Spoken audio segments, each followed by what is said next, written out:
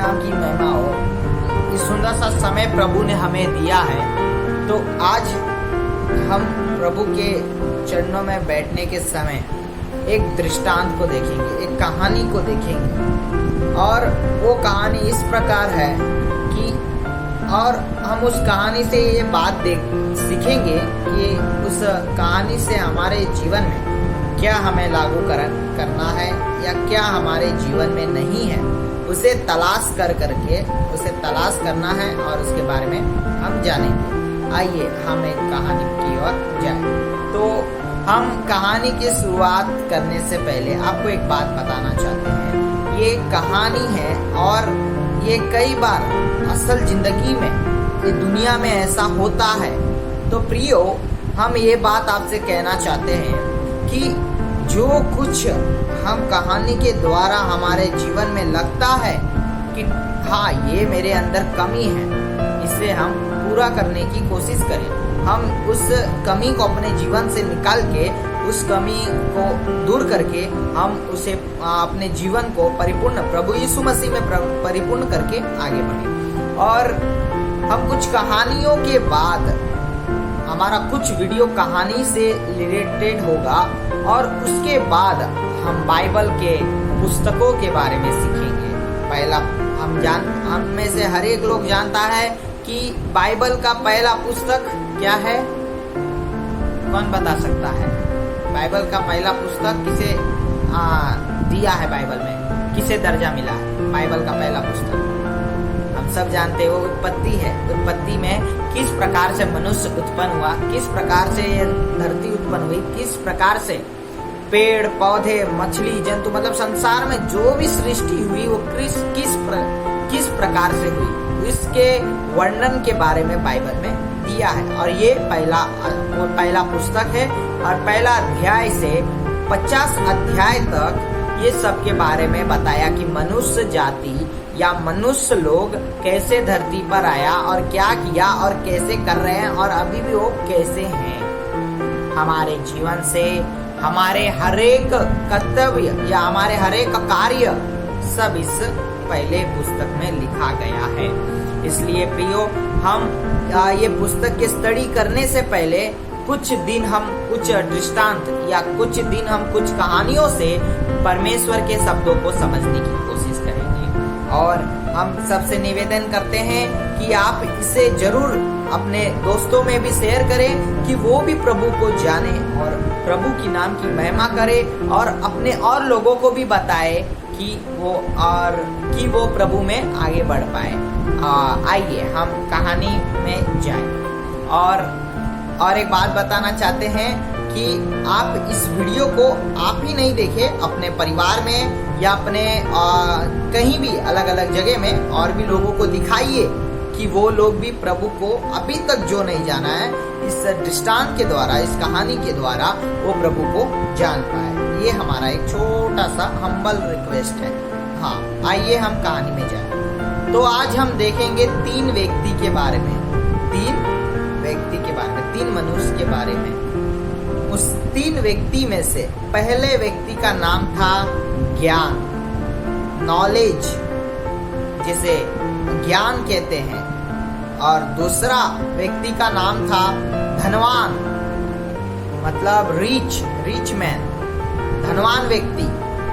और तीसरा हम देखेंगे विश्वास, तीसरे व्यक्ति का नाम था विश्वास। तो हमने 3 व्यक्ति के बारे में बताया। पहला व्यक्ति जो ज्ञान उसका नाम है, और दूसरा व्यक्ति जिसका नाम धनवान है, और तीसरा व्यक्ति जिसका नाम विश्वास है। तो आइए हम इन तीनों के नाम मतलब ये तीनों व्यक्ति के बारे में जानें। और ये तीनों व्यक्ति के बारे में जानते हुए ये तीनों व्यक्ति किस बात में अटक गए, उन लोग कुछ डिस्कस कर रहे थे, उसमें एक चीज में वो अटक गए। आइए वो क्या चीजें हम जानते हैं। तीनों जन एक दूसरे से बातों में एक बात करते हैं कि हम जब एक दूसरे से अलग हो जाएंगे, जब हम एक दूसरे से बिछड़ जाएंगे, तो हम कहाँ पाया जाएंगे, हम कहाँ आपसे मिल पाएंगे। तो सबसे पहले ज्ञान का उत्तर आता है कि मेरे दोस्तों, मेरे प्रियो, मैं आपको हर एक मनुष्य के अंदर पाया जाऊंगा। इसमें हर एक मनुष्य के अंदर, कुछ कुछ मनुष्य के अंदर नहीं पाया जाएगा, लेकिन हाँ, उसने ये जरूर कहा कि मैं कॉलेज में भी पाया जाऊंगा। क्यों? क्योंकि ज्ञान वहां से हमें मिलता है। और उसने कहा कि मैं स्कूल में भी पाया जाऊंगा। वहां क्यों भाई? क्योंकि वहां से भी हमें ज्ञान प्राप्त होता है। और तब धनवान कहा, मैं तो पैसे वाले घर में पाया जाऊंगा, जहां लोगों के पास पैसे होंगे वहां धनवान पाया जाएगा। और जैसे कि बैंक हो गया, बैंक में पैसे होते हैं, वहां कौन पाया जाता है? धनवान पाया जाता है। आज अंबानी जो मोस्ट रिच मैन है, आज बहुत बड़ा धनवान व्यक्ति है, करोड़पति है, कौन? अंबानी। उसके घर में आज कौन पाया जा रहा है?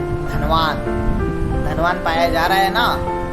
यस, वैसे ही धनवान कहा, मैं बड़े लोगों के पास पाया जाऊंगा। जब ये दोनों का बात सुना, किसने? तीसरे व्यक्ति, उसका नाम क्या है? विश्वास ने।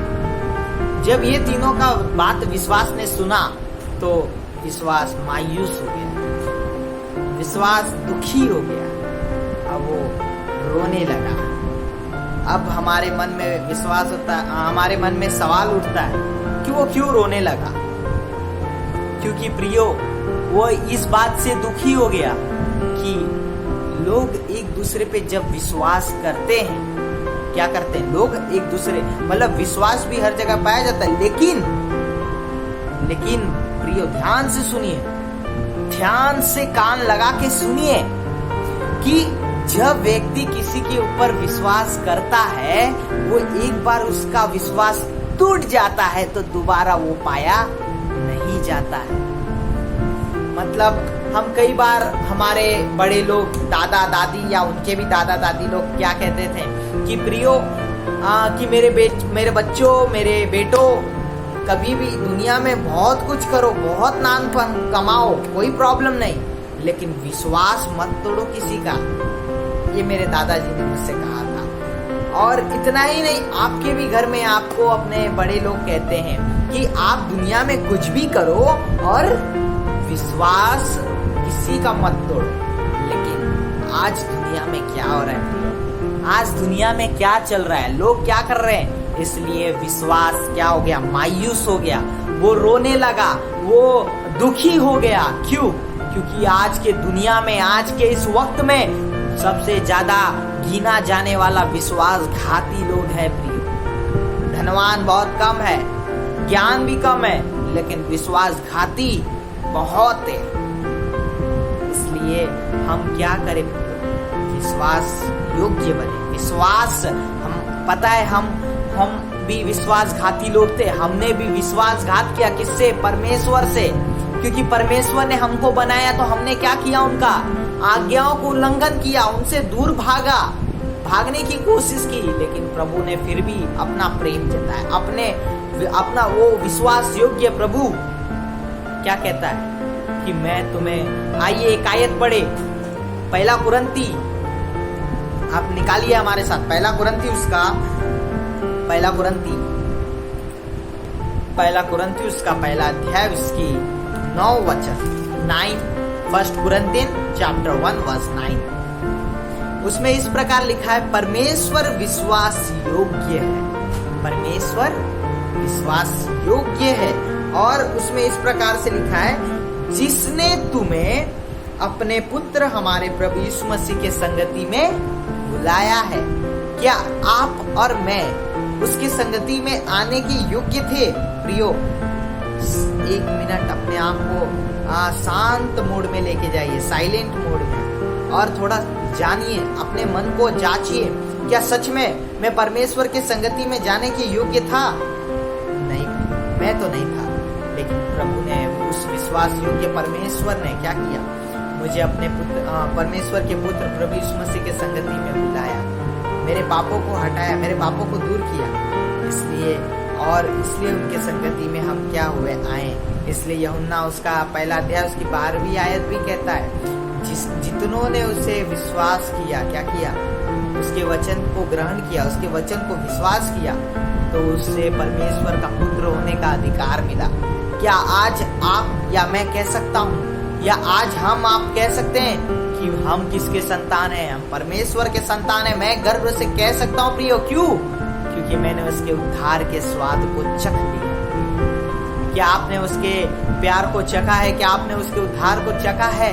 नहीं चखा है तो आज वो समय है, क्योंकि हमारा प्रभु यीशु मसीह जल्द आने वाला परमेश्वर है, वो जल्द आने वाला है। क्या आप उनके जल्द वो आएंगे तो आप क्या तैयार हैं? अपने आप को जांचे। इसलिए गायकार भी कहता है, विश्वास योग्य मेरे प्रभु, मैं तेरी स्तुति करूंगा, मैं तेरी स्तुति करूंगा। विश्वास योग्य मेरे प्रभु, करुणा से बुलाया है और मुझे संभालता है। ये और भी हम आगे गाएंगे, वो अगले वीडियो में हम इस गाने को पूरे अच्छे से गाएंगे और साथ में आपको उसका पूरा रिलिंक्स भी भेज देंगे। सभी को जय मसीह। और हम आपको एक और बार धन्यवाद देते हैं। आपको कोई भी प्रकार का सवाल क्यों ना हो, आप हमें आगे कमेंट बॉक्स नीचे दिया गया है, उसमें आप कमेंट करिए।